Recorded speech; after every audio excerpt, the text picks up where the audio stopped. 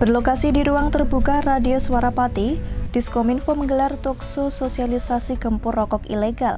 Dalam agenda penting ini, Diskominfo menggandeng Bea Cukai Kudus dan Sekretariat DPHJHT Pemerintah Provinsi Jawa Tengah.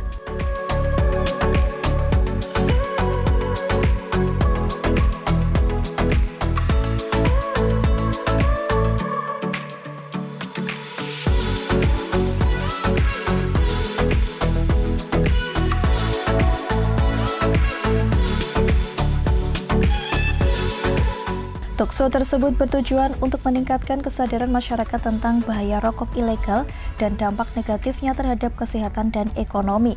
Kolaborasi antara Kominfo, Bea Cukai Kudus, dan DPHJHT Pemprov Jawa Tengah diharapkan dapat memberikan informasi yang akurat dan membantu mengurangi peredaran rokok ilegal di Kabupaten Pati.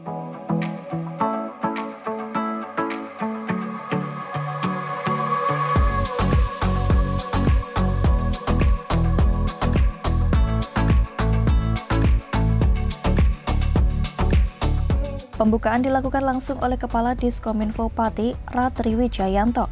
Pada intinya, pihaknya menyampaikan akan terus menggencarkan sosialisasi semacam ini agar kesadaran masyarakat semakin meningkat tentang bahaya rokok ilegal dan dampak negatifnya terhadap kesehatan dan ekonomi.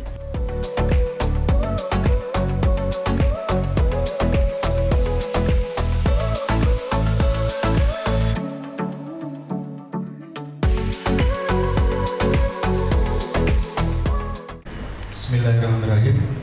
Assalamualaikum warahmatullahi wabarakatuh. Waalaikumsalam.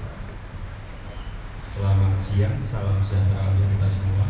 Yang kami hormati Mas Bayu Hadi dari bagian perekonomian Seda Kabupaten Pati, Bapak-bapak narasumber, Pak Ari dari Biro Isda Provinsi Jawa Tengah, Pak Sandi dari KPPBJ Kudus. Selamat datang sebelum di Kabupaten Pati. Pertama-tama marilah kita senantiasa memanjatkan puji syukur kehadirat Allah Subhanahu wa taala, Tuhan Yang Maha Esa, atas berkat rahmat dan hidayahnya lah kita bisa diberikan kesempatan, nikmat sehat dan umur yang panjang bisa bersilaturahim di forum majelis yang baik ini. Jadi kami memperkenalkan diri, walaupun mungkin saya relatif muda, tapi saya yang dituakan di Diskominfo. Saya tetap harus hormat kepada panjenengan semua selaku senior. Kemudian kami ingin menyampaikan bahwa memang sesuai dengan tugas kami dalam rangka penyebarluasan informasi kepada masyarakat khususnya di Kabupaten Pati.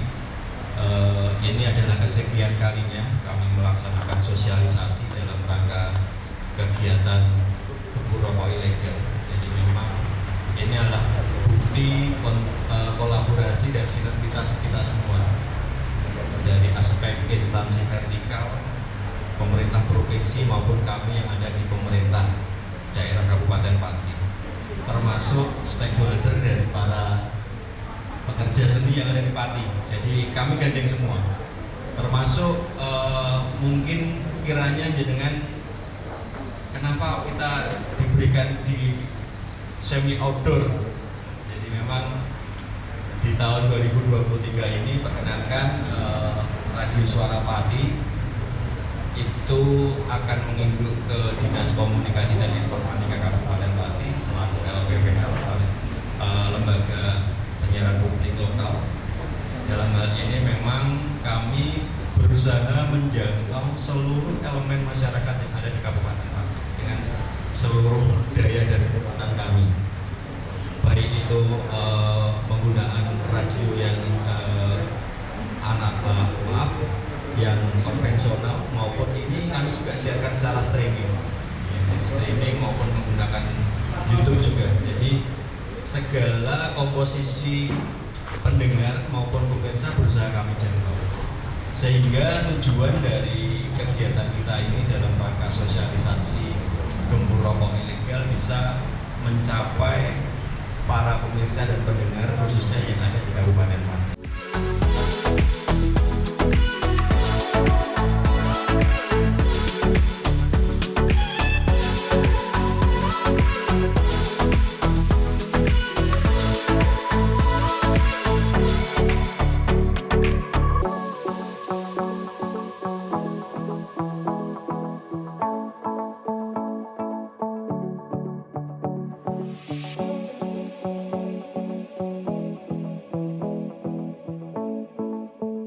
Para pembicara secara detail menjelaskan tentang cara identifikasi rokok ilegal serta kerugian ekonomi yang ditimbulkan akibat perdagangan rokok ilegal. Tukso sosialisasi gempur rokok ilegal ini disiarkan langsung secara daring dan mendapatkan antusiasme dari warga. Warga mendapatkan kesempatan untuk mengajukan pertanyaan dan berdiskusi langsung dengan para pembicara yang akan disampaikan pembawa acara.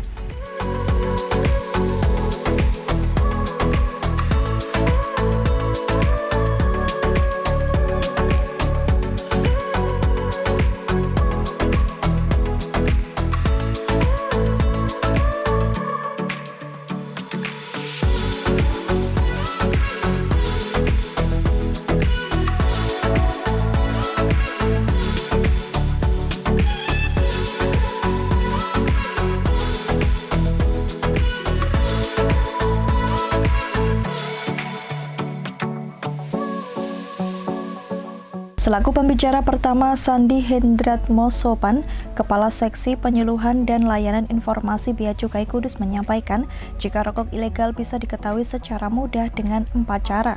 Pertama, dalam kemasan rokok tidak pakai pita cukai, kedua pakai pita cukai namun bekas, ketiga pakai pita cukai palsu, dan yang terakhir pakai pita cukai namun salah peruntukan.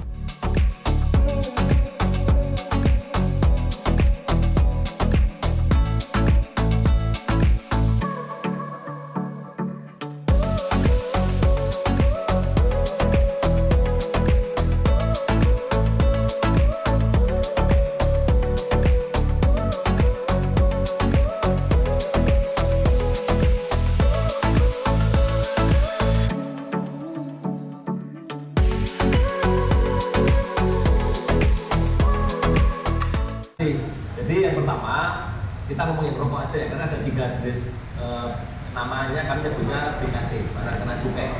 Ada 3 jenis BKC, yaitu etil alkohol, kemudian minuman mengandung alkohol dan hasil tembakau. Kita ngomongin hasil tembakau, kita khususkan yang rokok aja. Jadi Bapak Ibu, saudara para penonton live streaming ini, jadi rokok yang legal itu yang sudah membayar cukai.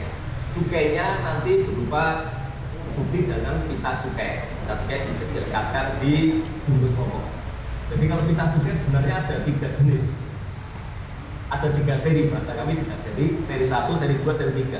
Seri 1 itu yang lebih kecil. Biasanya yang kalau dipasang tuh ke samping dari kiri ke atas ke samping. Itu seri 1. Kemudian yang seri 3 itu yang kecil dari belakang ke samping. Seri 3 itu. Seri 2 itu lebih besar, lebih panjang lagi, itu biasanya untuk tembakau iris. Jadi tembakau iris yang sudah dicampur saus, yang sudah bisa dikonsumsi langsung dilinting untuk dirokok, yang dijual dengan kemasan eceran, itu wajib dilengkapi pita cukai. Biasanya pita cukainya lebih besar. Seri 2. Nah, ada 3 seri dulu gitu. Kemudian ciri-cirinya, sebelum ciri-cirinya kita cerita dulu bahwa pita cukai itu dibuat oleh konsorsium, ada 3 instansi yang membuat. Yang pertama, kertasnya. Kertasnya itu dari PT Kertas Padalarang. Jadi dibuat sedemikian rupa, kertasnya itu tidak seperti kertas biasa. Jadi kalau kertasnya saja dari Kertas Padalarang itu membuat sedemikian rupa ciri-ciri yang tidak bisa ditiru. Contohnya di kertas pita cukai itu ada serat-seratnya. Serat-seratnya ini kalau kita pakai jarum itu bisa diambil, bukan sablonan, misalkan kayak gitu. Kemudian kalau kita pakai ultraviolet, kertasnya itu beda dengan kertas ABS biasa. Kalau kertas ABS biasa ini langsung membayang atau mantul, kalau pita cukai kertasnya tidak mantul. Kira seperti itu. Nah, kemudian dari Kertas Padalarang dikirim ke Kudus untuk diberi hologram. Nah, itu ada hologram ya. Hologram itu juga merupakan ciri tertentu supaya pita cukai tidak mudah dipalsukan. Ada banyak ciri-cirinya khusus untuk hologram saja. Jadi misalkan kalau digerakkan, digeser-geser itu ada tulisannya, ada BC-nya, seperti itu.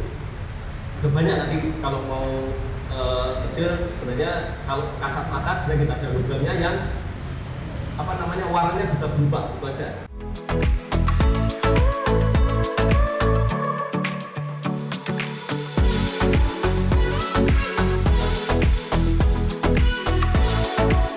Melalui kolaborasi ini, menurut pembicara kedua, Ari Kusnawa, selaku dari Biro ISDA Sekretariat DPHCHT Pemprov Jawa Tengah, bisa menandakan komitmen bersama dalam berperan aktif memberantas peredaran rokok ilegal di wilayah Kabupaten Pati, di mana sejak perencanaan hingga pelaksanaan, pihaknya terus melakukan asistensi agar hasilnya dapat bermanfaat bagi masyarakat.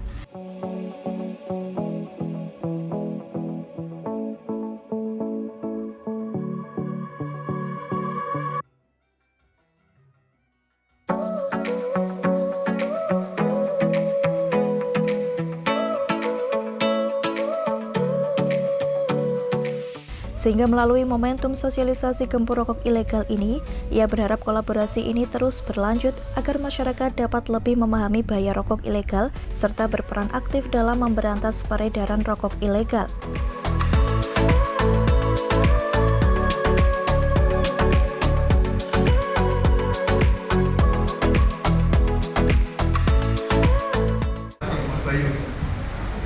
Pertama-tama saya sama teman-teman warga Pati. Assalamualaikum warahmatullahi wabarakatuh. Pati, warga Pati, selalu sehat. Ini Mas Bayu. Kalau di dalam sinergitas antara Provinsi Jawa Tengah sebagai sekretariat DPHCHT Jawa Tengah dan kabupaten kota, sebenarnya sangat banyak. Hasilnya berapa dan ada gubernur ya, kemudian juga dari perencanaannya, makanya setiap saat kita selalu asistensi Bapak ini, kemudian juga dievaluasinya sehingga nanti melakukan kebijakan di perencanaan berikut. Nah, di masalah perencanaan itu juga kenapa sih kita harus selalu asistensi, selalu berkoordinasi tentang kegiatan yang akan dilaksanakan.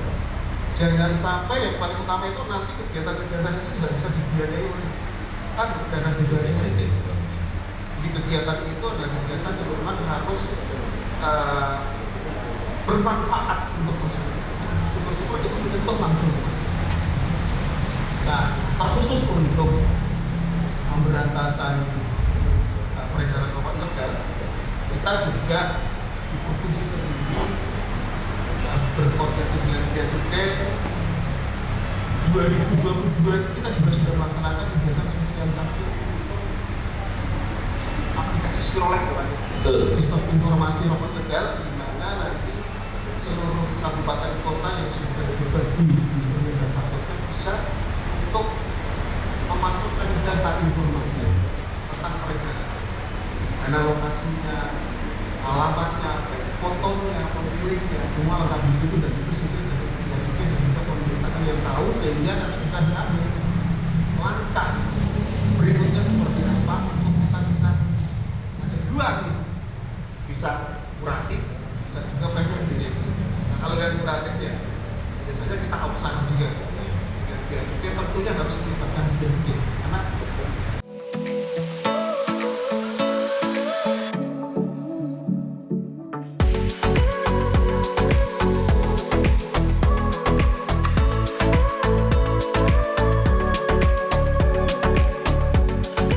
Dalam talkshow gempur rokok ilegal ini, Diskominfo Pati juga turut menggandeng pelaku seni di Pati, Bayu Adi Nugroho, dari bagian perekonomian Sedda Kabupaten Pati sebagai pembawa acaranya.